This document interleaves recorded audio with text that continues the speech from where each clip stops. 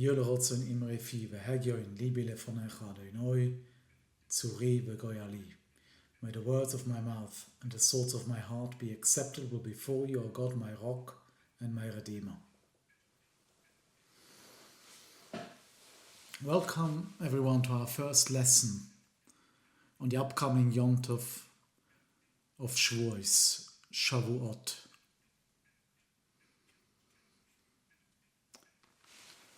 When we look at the simple historical narrative, we see a journey, a physical journey, from the oppression of Mitzrayim, Egypt, to the foot of Har Sinai, Mount Sinai.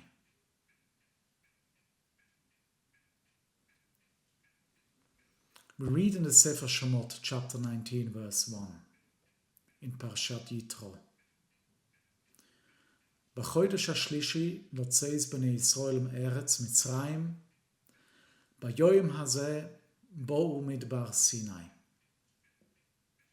Which means, in the third month after the children of Israel were gone forth out of the land of Egypt, the same day came they into the wilderness of Sinai.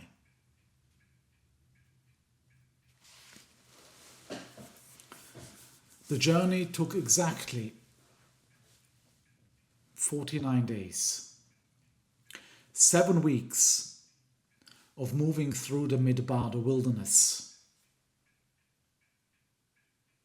The wilderness is a place of emptiness.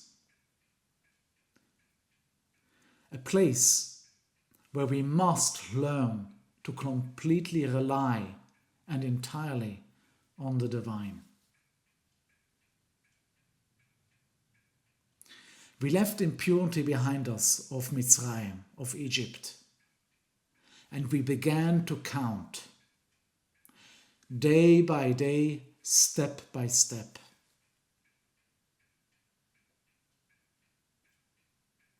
A simple understanding is that we need a time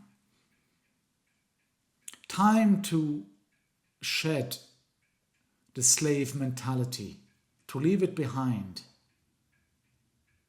time to become a unified nation, a nation ready to receive the ultimate law, the Torah.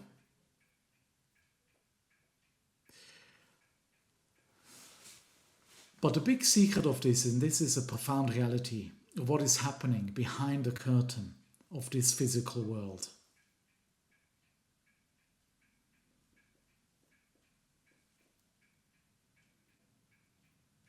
To understand Shavuot, we must understand a concept that occurred before our world was even formed.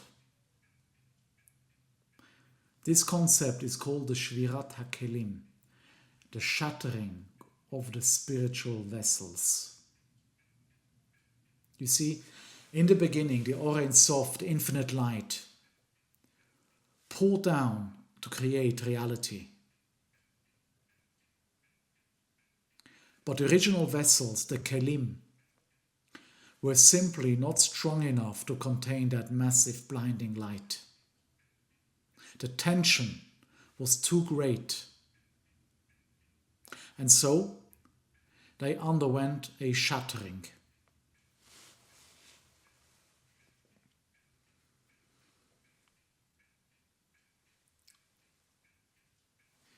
Because of this shattering, the light was dispersed. Holy sparks fell down into the lower realms. They fell down into the physical world of confusion and darkness.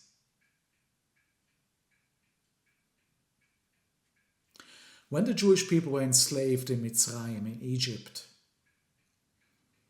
they were trapped among those fallen sparks, together with them.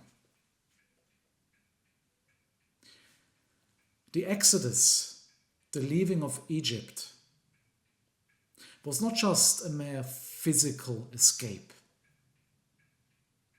It was a physical escape as well, but there was much more behind it. It was actually the beginning of the ultimate tikkun, the rectification. It was the very first step to rectify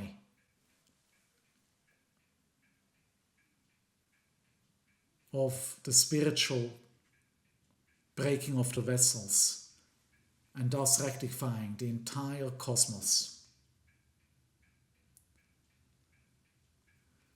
When we left, we began the counting of the Omer. 49 days, 49 levels. Each day corresponds to a certain level. It corresponds to a specific emotional attribute, a specific part of our very own internal framework. For 49 days, we are doing this slow, difficult work of rebuilding. We are gathering the sparks.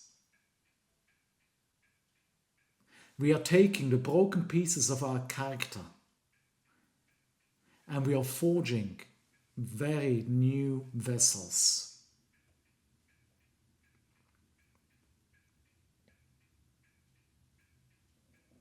Every day represents a certain level of character refinement.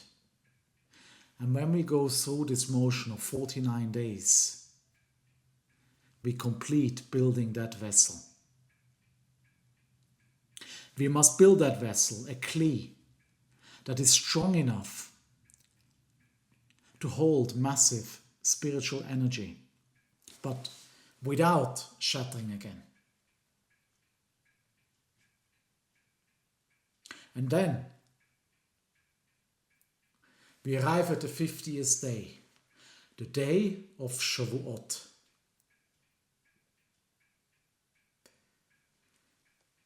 We must realize that we only count to 49.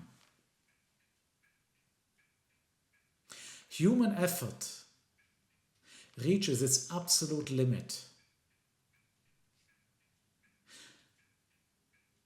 That limit is 49. We build the vessel during those 49 days. We do all the work.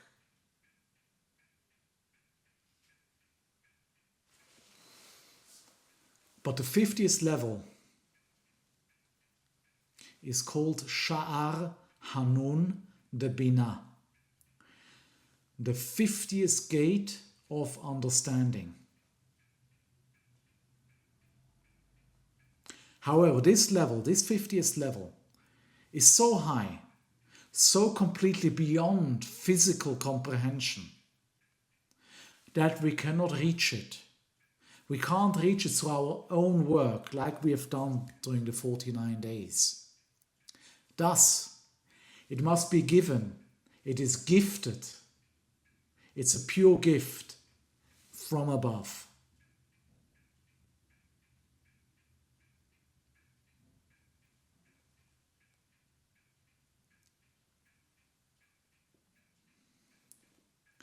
On the day of Shavuot, the heavens open.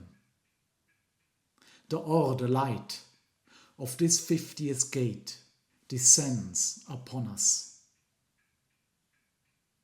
Why does it not shatter us? Why do we not break apart like the original vessels did? Because we did the work. The 49 days, if done properly, if done sincerely, if done with proper intention, creates a kli, a vessel of complete stability, mental stability, the framework of character.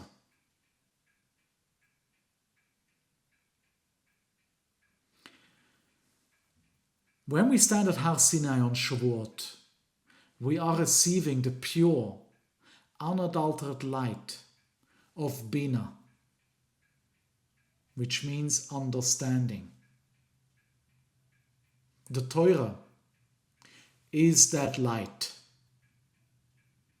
The Torah is that spiritual DNA of creation itself.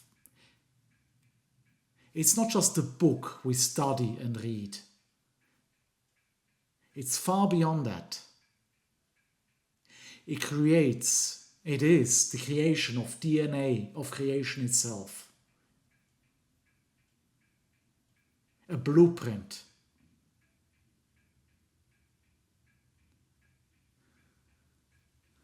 We become the perfect vessel, a vessel that can hold heaven while standing on earth.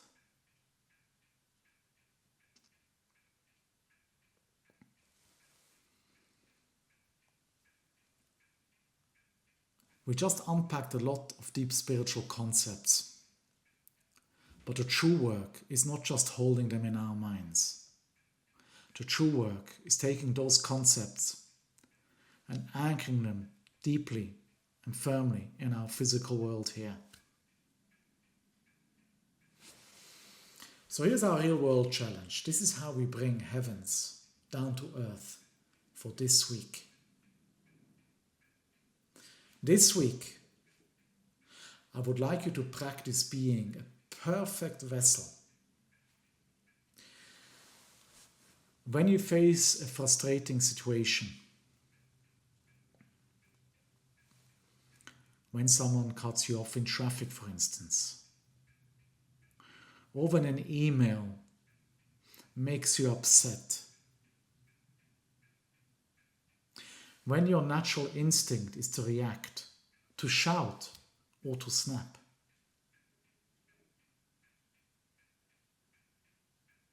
I would like you to pause.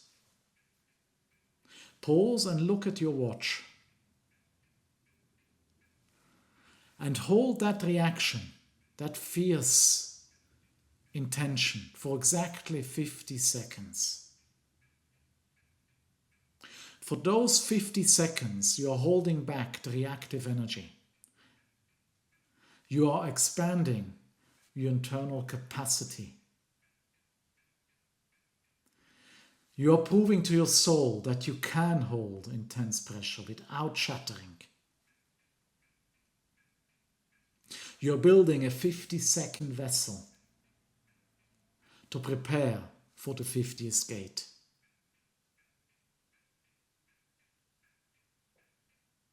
And that's when we say, Ani oises atzmi mar Kabbalah Shchina, make myself a vessel for the Shchina, for the divine presence to rest among us and in ourselves. If we can prepare the proper vessel, the light from above, the 50th gate, will descend upon us. Lock that action in for this week, because small physical steps like this one, it is only a tiny step. It takes conscious effort. But this builds massive spiritual realities.